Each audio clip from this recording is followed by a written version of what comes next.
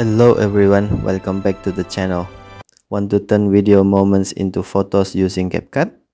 With the frame capture feature, you can extract images from videos and even create collages from the captured frames. Let me show you how to use it on Samsung Galaxy S26 Ultra. First, open CapCut on your device. Tap Edit.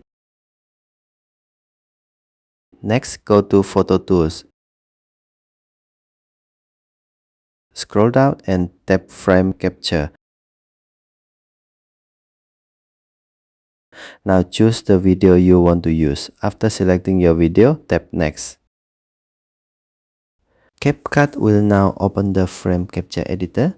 Here you can drag the timeline to find the exact frame you want to capture. Once you find the image you like, tap Capture. CapCut will save the selected frame as an image. Now tap Export.